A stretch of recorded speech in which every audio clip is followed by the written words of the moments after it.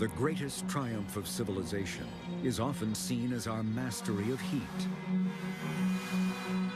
Yet our conquest of cold is an equally epic journey, from dark beginnings to an ultra-cool frontier. For centuries, cold remained a perplexing mystery, with no obvious practical benefits.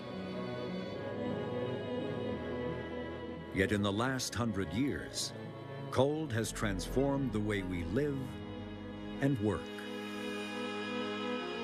Imagine supermarkets without refrigeration, skyscrapers without air conditioning, hospitals without MRI machines and liquid oxygen.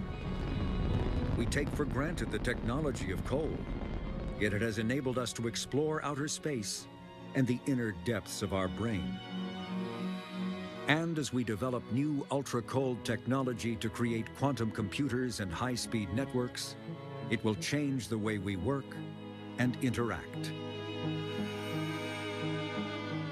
How did we harness something once considered too fearsome to even investigate? How have scientists and dreamers over the past 4 centuries plunged lower and lower down the temperature scale to conquer the cold and reach its ultimate limit, a holy grail as elusive as the speed limit of light? Absolute Zero. Up next on Nova.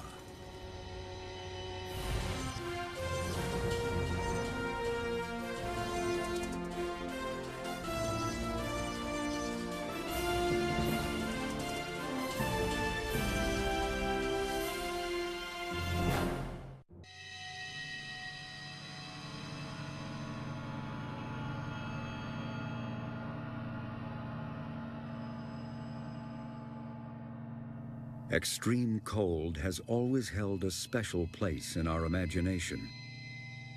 For thousands of years, it seemed like a malevolent force associated with death and darkness. Cold was an unexplained phenomenon. Was it a substance, a process, or some special state of being? Back in the 17th century, no one knew, but they certainly felt its effects in the freezing London winters. 17th century England was in the middle of what's now called the Little Ice Age. It was fantastically cold by modern standards. You have to imagine a world lit by fire in which most people are cold most of the time. Cold would have felt like a real presence, a kind of positive agent that was affecting how people felt. Back then, people felt at the mercy of cold. This was a time when such natural forces were viewed with awe as acts of God. So anyone attempting to tamper with cold did so at his peril. The first to try was an alchemist, Cornelius Drebbel. On a hot summer's day in 1620, King James I and his entourage arrived to experience an unearthly event. Drebbel, who was also the court magician, had a wager with the king that he could turn summer into winter. He would attempt to chill the air in the largest interior space in the British Isles, the Great Hall of Westminster. Drebbel hoped to shake the king to his core. He had a phenomenally fertile mind. He was an inventor par excellence. His whole world was steeped in a world of alchemy, of perpetual motion machines, of the idea of time, space, planets, moon, sun, gods. He was a fervently religious man. He was a person for whom nature presented a a galaxy of possibilities. Dr. Andrew Shidlow, a chemist with a lifelong fascination for Drebbel, enjoys his reincarnation as the great court magician. Like most alchemists, Drebbel kept his method secret. Dr. Shidlow wants to test his ideas on how Drebbel created artificial cold.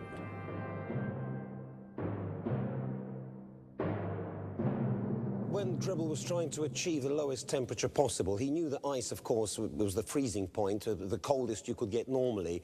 But he would have been aware of the fact, through his experience, that mixing ice with different salts could get you a colder temperature.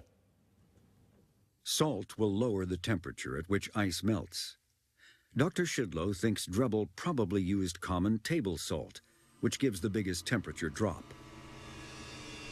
But salt and ice alone would not be enough to cool the air within such a large interior.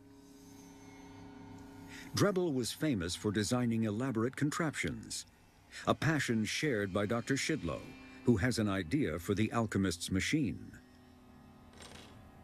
So here we would have had a fan which would have been turned over, blowing warm air over the cold vessels there, and as the air blows over these cold jars, we would have had, in effect, the world's first air conditioning unit. But could this really turn summer into winter? The idea is to stir it in as well as possible in the 5 seconds that you have to do it. Dr. Shidlow stacks the jars of freezing mixture to create cold corridors for the air to pass through.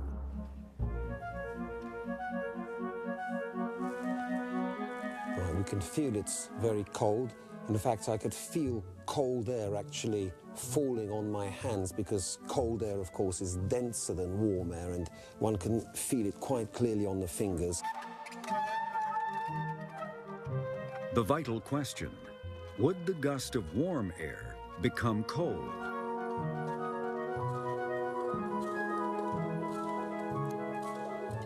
Woof, I can feel certainly a blast of cold air hitting me as that second cover was released. Well, temperature, we're on 14 at the moment. Yes, keep it going, that's definitely the right direction. King James would have been shaken by his encounter with man-made cold. Had Drebel written up his great stunt, he might have gone down in history as the inventor of air conditioning. Yet it would be almost 3 centuries before this idea would actually take off. To advance knowledge and conquer the cold required a very different approach: the scientific method. The fundamental question, what is cold, haunted Robert Boyle nearly 50 years later. The son of the Earl of Cork, a wealthy nobleman, Boyle used his fortune to build an extensive laboratory. Boyle is famous for his experiments on the nature of air, but he also became the first master of cold. Believing it to be an important but neglected subject, he carried out hundreds of experiments. He worked through, very systematically, a series of ideas about what cold is. Does it come from the air? Does it come from the absence of light? Is it that there are strange, so-called frigorific, cold-making particles? In Boyle's day, the dominant view was that cold is a primordial substance that bodies take in as they get colder and expel as they warm up. It was this view that Boyle would eventually overturn by a set of carefully devised experiments on water.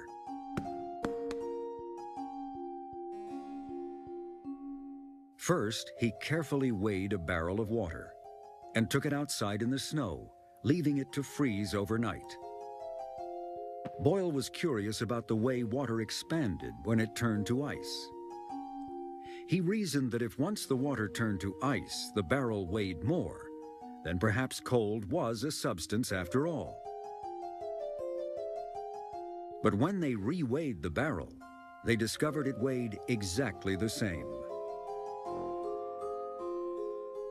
So what must be happening, Boyle guessed, was that the particles of water were moving further apart. And that was the expansion, not some substance flowing into the barrel from outside. Boyle was becoming increasingly convinced that cold was not a substance, but something that was happening to individual particles, and he began to think back to his earlier experiments with air. As matter like air becomes warmer, it tends to expand. Boyle imagined the air particles were like tiny springs, gradually unwinding and taking up more space as they heat up. Boyle's conclusion here was that heat is a form of motion of a particular kind, and that as bodies cool down, they move less and less. Boyle's longest published book was on the cold. Yet he found its study troublesome and full of hardships, declaring that he felt like a physician trying to work in a remote country without the benefit of instruments or medicines. To properly explore this country of the cold, Boyle lamented the lack of a vital tool, an accurate thermometer.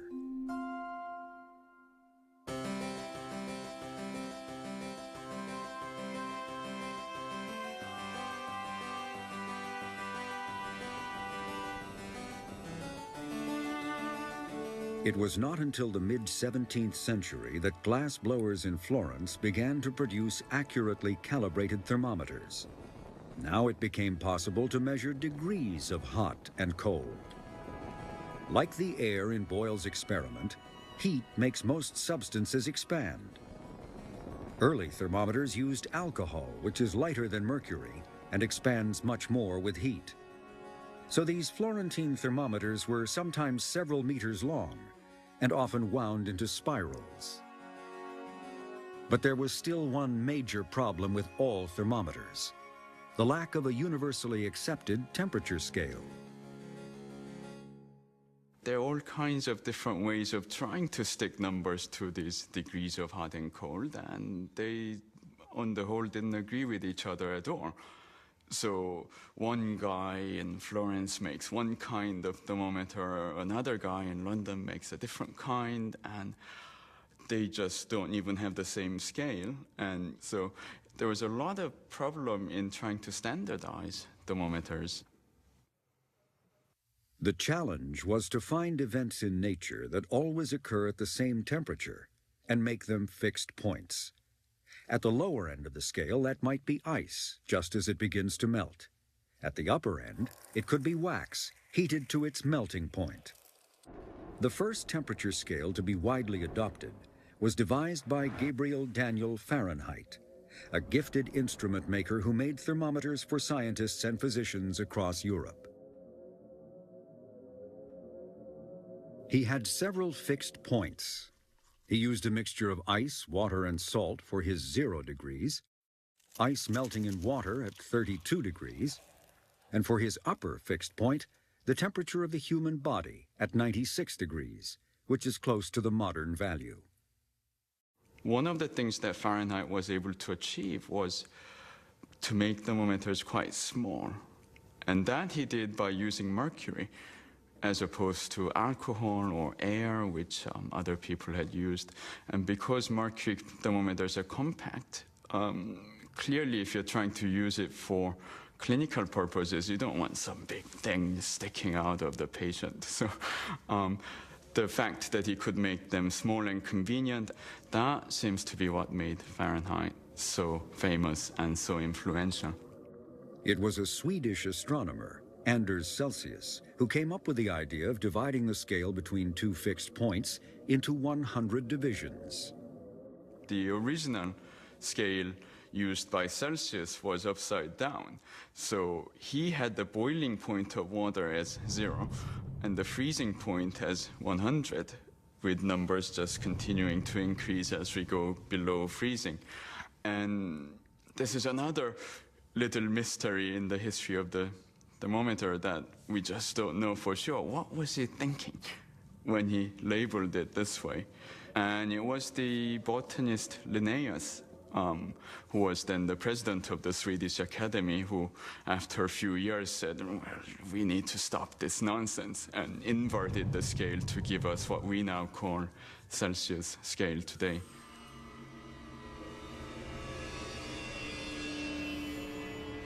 A question nobody thought to ask when devising temperature scales was, how low can you go?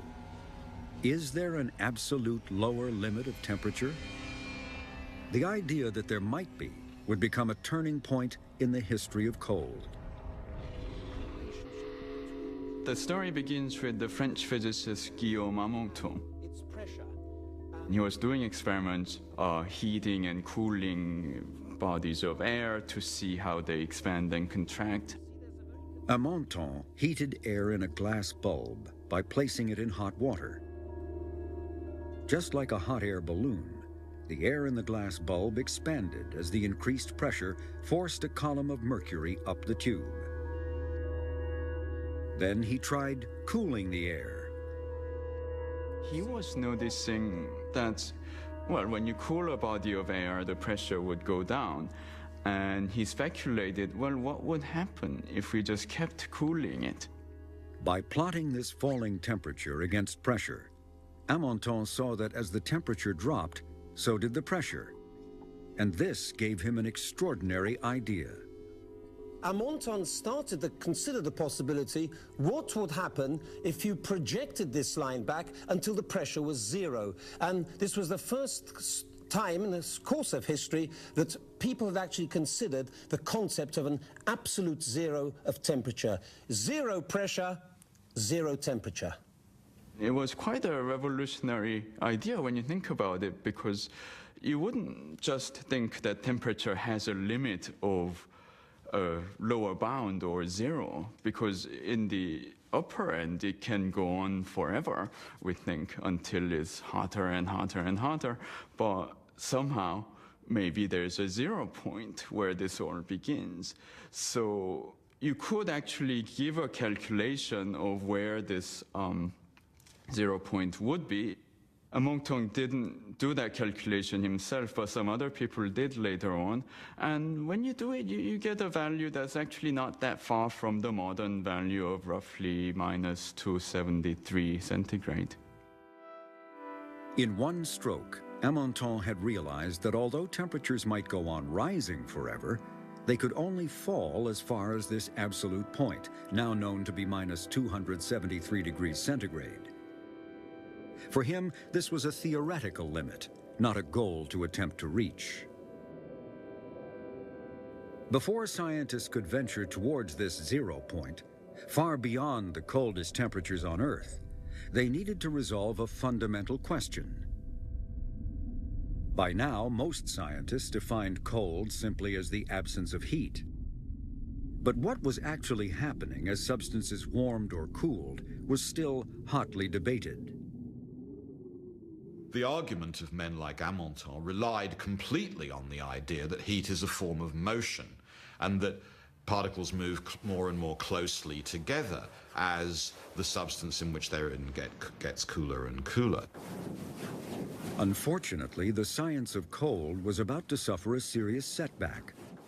The idea that cooling was caused by particles slowing down began to go out of fashion. At the end of the 18th century, a rival theory of heat and cold emerged that was tantalizingly appealing, but completely wrong. It was called the caloric theory, and its principal advocate was the great French chemist Antoine Lavoisier.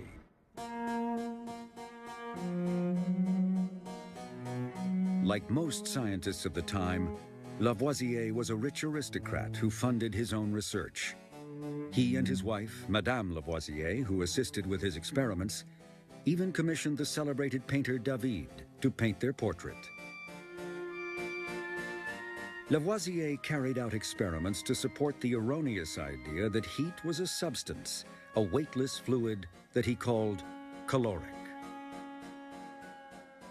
He thought in the solid state of matter, molecules were just packed close in together. And when you added more and more caloric to this, the caloric would insinuate itself between these particles of matter and loosen them up. So the basic notion was that caloric was this fluid that was, as he put it, self-repulsive. It just tended to break things apart from each other. And that's his basic notion of heat. So cold is just the absence of caloric or the relative lack of caloric. Lavoisier even had an apparatus to measure caloric, which he called a calorimeter. He packed the outer compartment with ice. Inside, he conducted experiments that generated heat, sometimes from chemical reactions, sometimes from animals, to determine how much caloric was released. He collected the water from the melting ice and weighed it to calculate the amount of caloric generated from each source. I think the most striking thing about Lavoisier is that he sees caloric as a substance which is exactly comparable with ordinary matter, to the point that he includes caloric in his list of the elements. Indeed, for Lavoisier, it's an element like oxygen or nitrogen. Oxygen gas is made of oxygen plus caloric. And if you take the caloric away, presumably the oxygen might liquefy. So it's a very hard model to shift because it explains so much, and indeed Lavoisier's chemistry was so otherwise extraordinarily successful. However, Lavoisier's story about caloric was soon undermined. But there was one man who was convinced Lavoisier was wrong and was determined to destroy the caloric theory. His name was Count Rumford.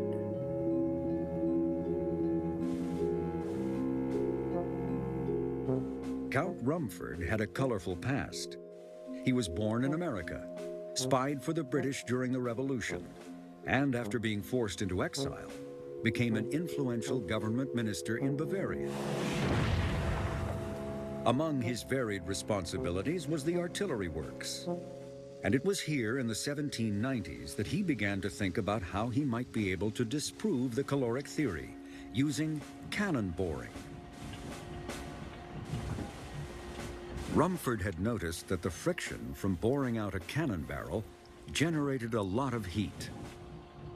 He decided to carry out experiments to measure how much. He adapted the machine to produce even more heat by installing a blunt borer that had one end submerged in a jacket of water. As the cannon turned against the borer, the temperature of the water increased and eventually boiled. The longer he bored, the more heat was produced. For Rumford, what this showed was that heat must be a form of motion, and heat is not a substance, because you could generate indefinitely large amounts of heat simply by turning the cannon. Despite Count Rumford's best efforts, Lavoisier's caloric theory remained dominant until the end of the 18th century. His prestige as a chemist meant that few dared challenge his ideas. But this did not protect him from the revolutionary turmoil in France, which was about to interrupt his research. At the height of the Reign of Terror, Lavoisier was arrested and eventually lost his head. Once he was guillotined, his wife left France and eventually met Rumford when he moved to Western Europe in the early 1800s. Rumford then married her, so he'd married the widow of the man who'd founded the theory that he'd destroyed. The marriage was short-lived. After a tormented year, Rumford left Madame Lavoisier and devoted the rest of his life to his first love, science. It would be nearly 50 years before Rumford's idea that temperature is simply a measure of the movement of particles was accepted. With heat, the particles, what we now know as atoms, speed up, and with cold, they slow down.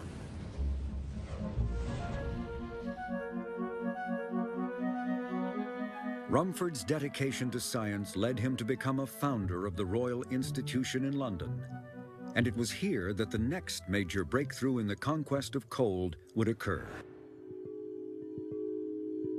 Michael Faraday, who later became famous for his work on electricity and magnetism, would take a critical early step in the long descent towards absolute zero when he was asked to investigate the properties of chlorine using crystals of chlorine hydrate.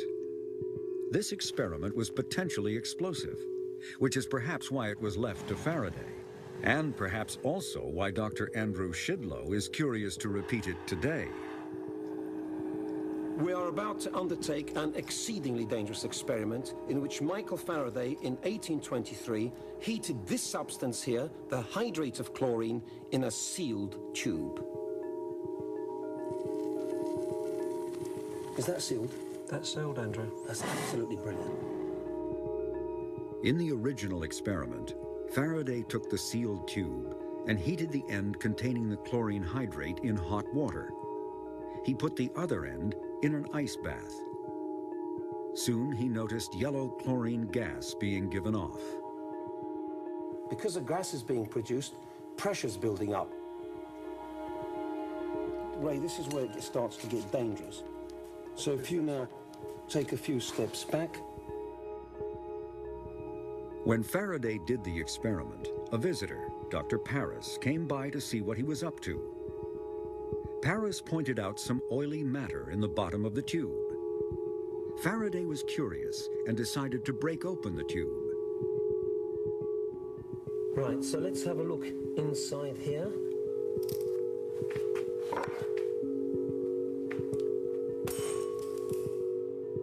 The explosion sent shards of glass flying. With the sudden release of pressure, the oily liquid vanished.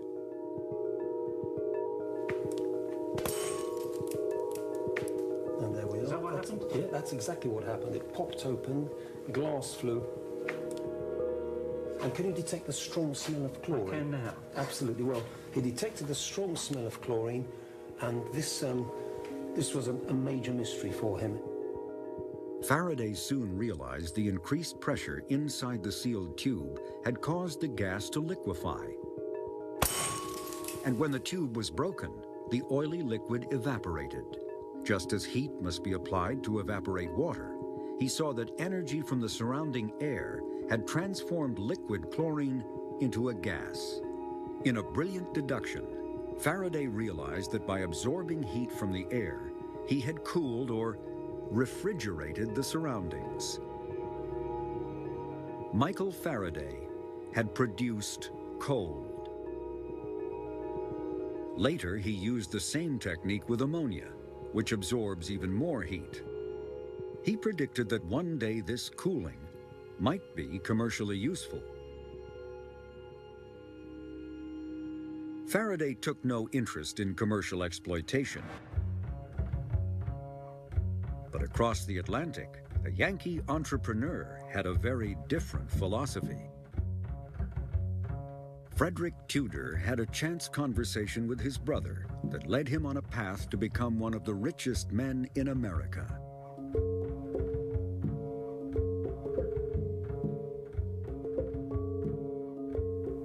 The story goes at the dinner table, they were trying to decide what they had on their father's farm they could make money off of, and certainly there was a lot of rocks, but people weren't going to pay for that. So they came up with the idea of maybe ice, because some areas did not have ice.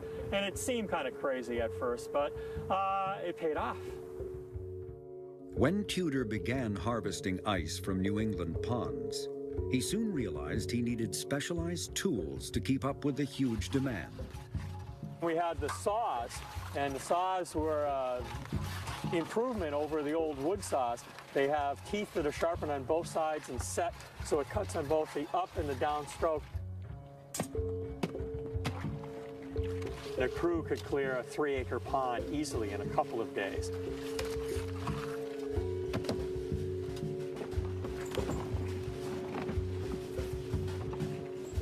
Tudor's dream to make ice available to all was not confined to New England.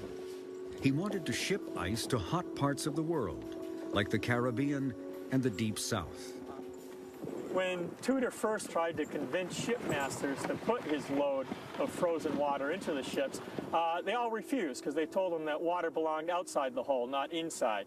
So he had to go find other investors to get the money to buy his own ship, and he bought a ship by the name of the Favorite. New England became the refrigerator for the world, with ice shipments to the Caribbean, the coast of South America and Europe. Tudor even reached India and China. Watching the ice cutters working Walden Pond, Henry Thoreau marveled that water from his bathing beach was traveling halfway round the globe to end up in the cup of an East Indian philosopher. Tudor, who soon became known as the Ice King, began using horses and huge teams of workers to harvest larger and larger lakes as the demand for ice grew. During the latter half of the 19th century, the ice industry eventually employed tens of thousands of people.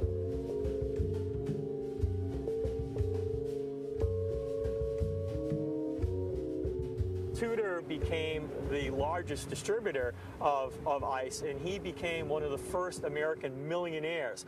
And we're talking about one of his ships going to the Caribbean, giving him a profit of $6,000. Now, this is in a time period when people were earning $200 to $300 a year, the average family. So someone earning thousands of dollars was just inconceivable. And that would be losing 20% of your ice when it got there. There was still huge amounts of profit.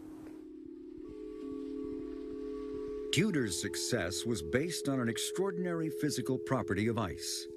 It takes the same amount of heat to melt a block of ice as it does to heat an equivalent quantity of water to around 80 degrees Celsius. This meant that ice took a long time to melt, even when shipped to hotter climates.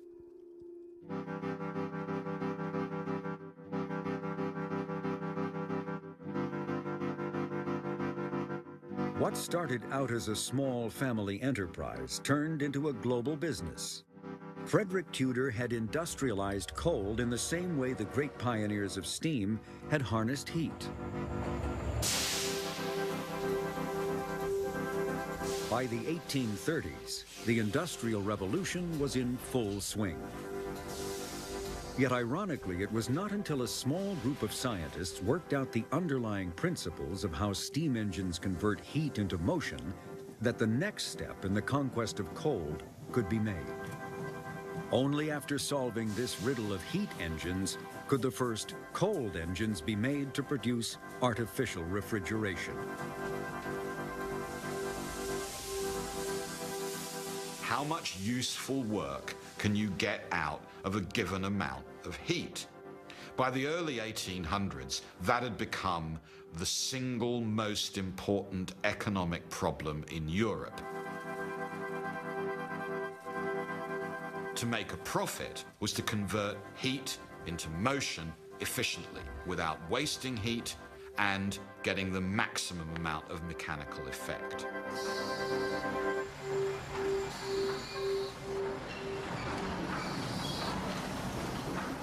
The first person to really engage with this problem was a young French artillery engineer, Sadi Carnot.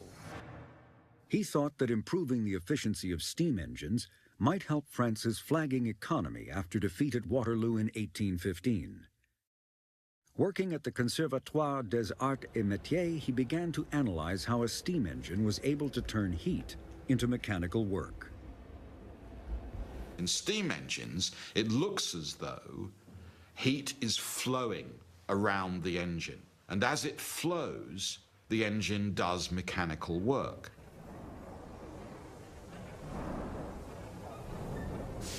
The implication there is that heat is neither consumed nor destroyed. You simply circulate it around and it does work. Carnot likened this flow of heat to the flow of water over a water wheel. He saw that the amount of mechanical work produced depended on how far the water fell.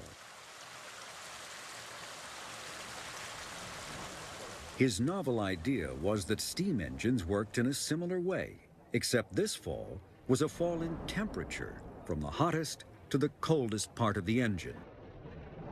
The greater the temperature difference, the more work was produced. Carnot distilled these profound ideas into an accessible book for general readers, which meant it was largely ignored by scientists instead of being heralded as a classic. Well, this is the book. It's Carnot's only publication, Reflections on the Motive Power of Fire of 1824. A small book, 118 pages only, published just 600 copies, and in his own lifetime it's virtually unknown. 20 years after the publication, William Thomson, the Scottish physicist, is absolutely intent on finding a copy. He's here in Paris, and the accounts we have suggest that he spends a great deal of time visiting bookshops, visiting the bouquiniste on the banks of the Seine, looking, always asking for the book, and the booksellers tell him they've never even heard of it.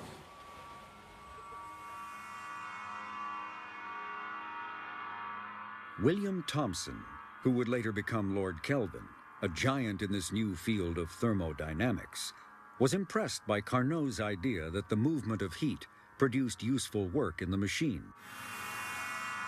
But when he returned home, he heard about an alternative theory from a Manchester brewer called James Joule. Joule had this notion that Carnot was wrong, that heat wasn't producing work just by its movement. Heat was actually turning into mechanical work, which is a very strange idea when you think about it. We're all now used to thinking about energy and how it can take all different forms. But it was a revolutionary idea that heat and something like mechanical energy were at bottom the same kind of thing. The experiment that convinced Joule of this was set up in the cellar of his brewery.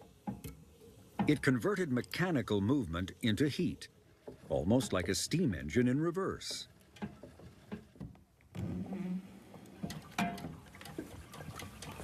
He used falling weights to drive paddles around the drum of water.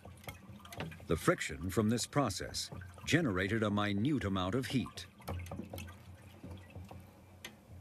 Only brewers had thermometers accurate enough to register this tiny temperature increase caused by a measured amount of mechanical work. Joule's work mattered because it was the first time that anyone had convincingly measured the exchange rate between movement and heat. He'd proved the existence of something that converts between heat and motion. That something was going to be called energy. And it's for that reason that the basic unit of energy in the new international system of units is named after him, the joule. Joule and Carnot's ideas were combined by Thomson to produce what would later be known as the laws of thermodynamics. The first law, from Joule's work, states that energy can be converted from one form to another, but can never be created or destroyed. The second law, from Carnot's theory, states that heat flows in one direction only, from hot to cold.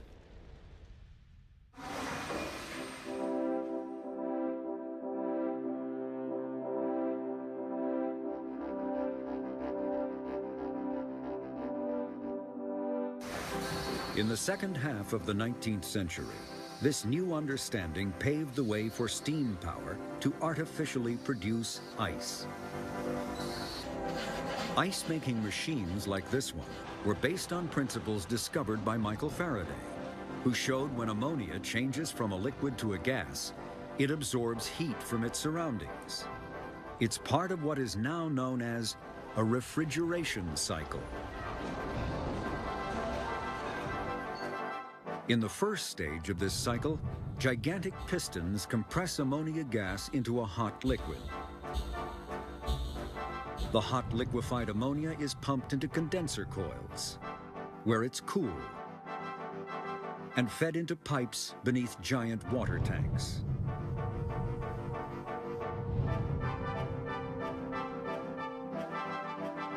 Then the pressure is released, and the liquid ammonia evaporates, absorbing heat from the surrounding water. Gradually, the tanks of water become blocks of ice.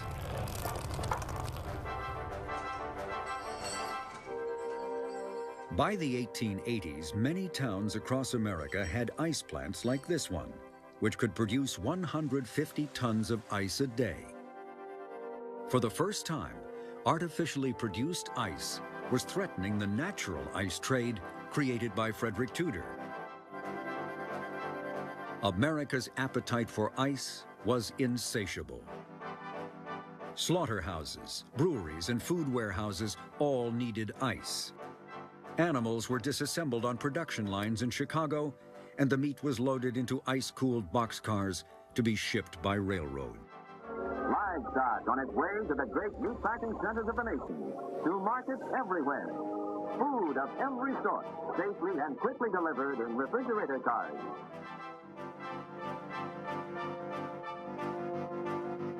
As fruit and vegetables became available out of season, urban diets improved, making city dwellers the best-fed people in the world. And to keep everything fresh at home, the Iceman made his weekly delivery to recharge the refrigerator. Refrigeration makes a tremendous difference in people's lives. First of all, in the diet, what is possible for them to eat. They can go to the store once a week. They don't have to go every day. They can obtain at that store foods that are from almost anywhere in the world that have been transported and kept cool, and then they can keep them in their own home. Eventually, the Iceman disappeared as more and more households bought electric refrigerators. These used the same basic principles as the old ice-making machines. Liquid ammonia circulating in pipes evaporates, draining the heat away from the food inside. Compressed by an electric pump, the gas is condensed back into liquid ammonia, and the cycle begins again. The electric power companies loved refrigerators because they ran all day and all night. They may not have used that much power for each hour, but they continued to use that. So one of the ways that they sold rural electrification was the possibility of having your own refrigerator. In the early days, the freezer was used to freeze water, nothing else. Freezing was seen as having the same damaging effects as frost.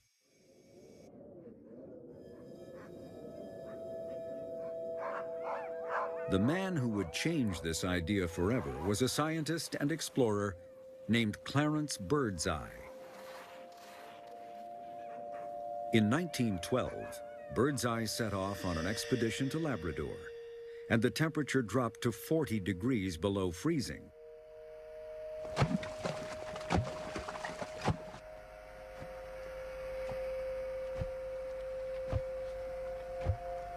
The Inuit had taught Birdseye how to ice fish by cutting a hole in the ice several feet thick.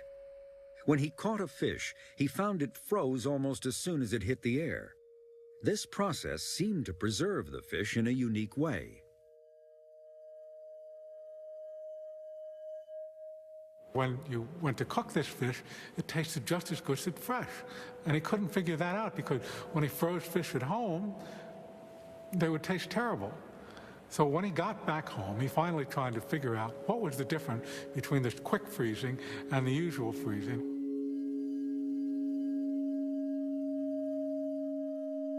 Under closer examination, he could see what was happening to the fish cells.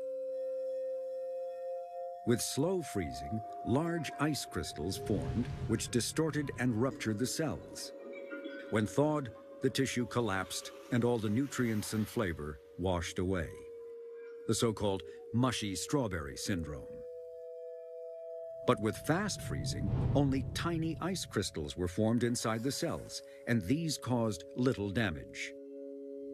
It was all down to the speed of the freezing process.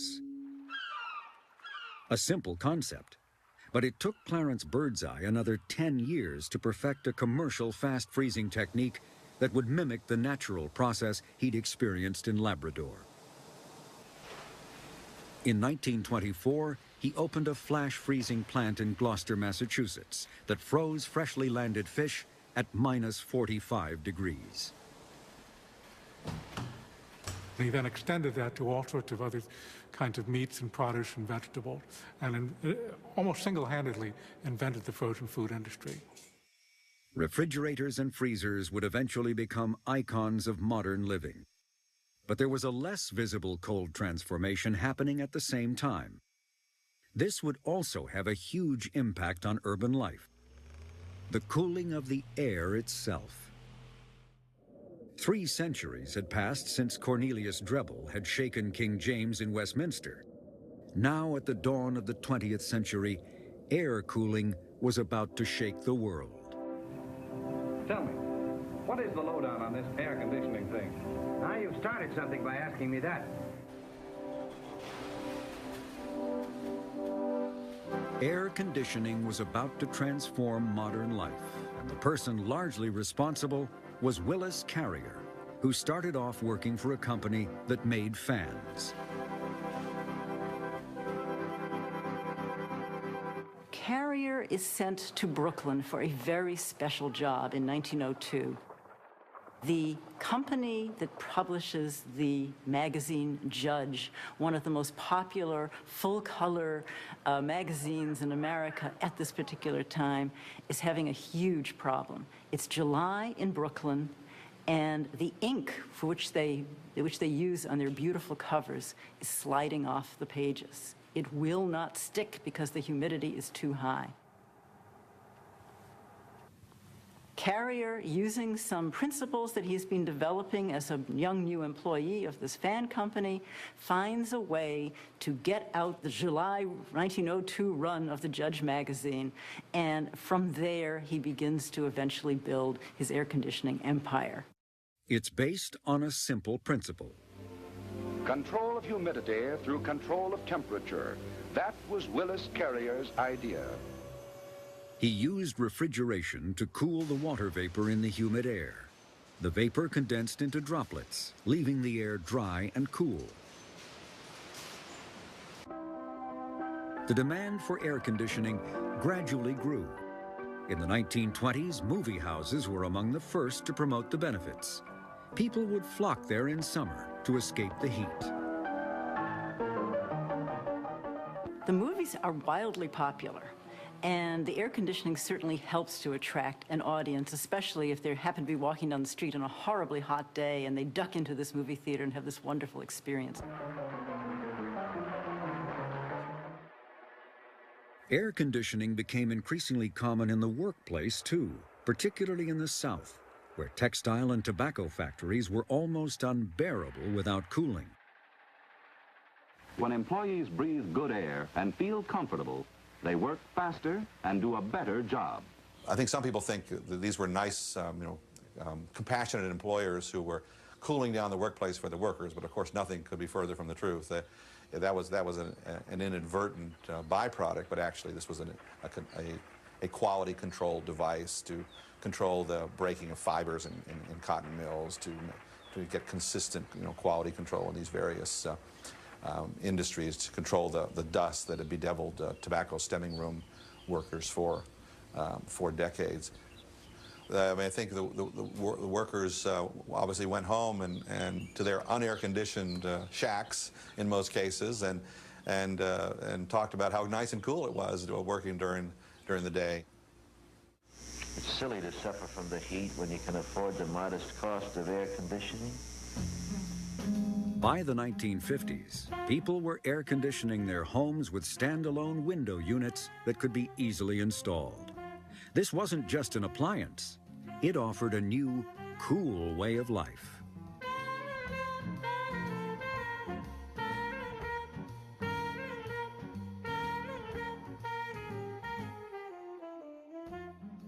Walking down a typical southern street prior to the air conditioning revolution, you would have seen families, individuals outside. They would have been on their porches, on each other's porches. There was a visiting tradition, a real sense of community. Well, I think all that changes with air conditioning. You walk down that same street, and basically what you'll hear are not the voices of people talking on the porch, you'll hear the whir of the compressors. Guess what we've got? An RCA room air conditioner. I'm a woman, and I know how much pure air means to Mother in keeping our rooms clean and free from dust and dirt.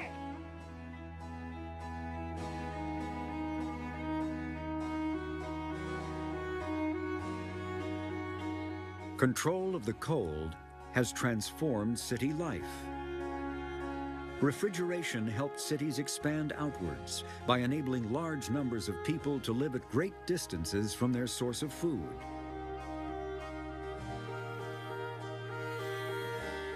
Air conditioning enabled cities to expand upwards. Beyond 20 stories, high winds make open windows impractical. But with air conditioning, 100-story skyscrapers were possible.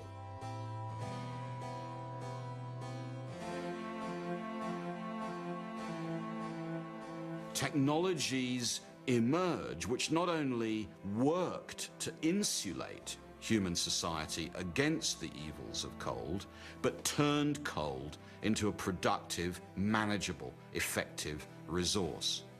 On the one hand, the steam engine, on the other, the refrigerator. Those two great symbols of 19th century world, which completely changed the society and economy of the planet.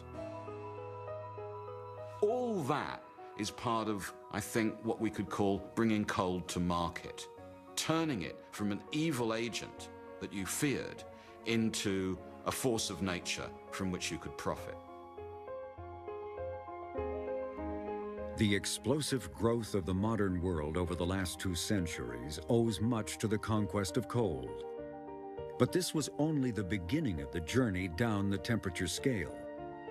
Going lower would be even harder, but would produce greater wonders that promise extraordinary innovations for the future. With rival scientists racing toward the final frontier, the pace quickens and the molecular dance slows as they approach the holy grail of cold, absolute zero.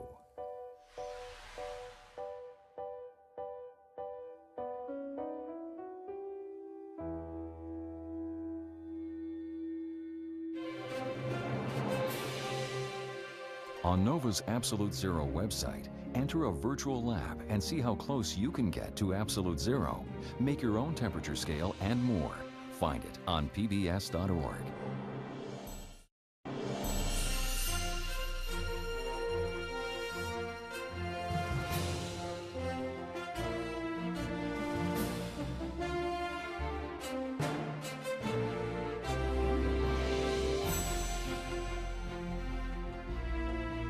To order this NOVA program for $24.95 plus shipping and handling, call WGBH Boston Video at 1-800-255-9424.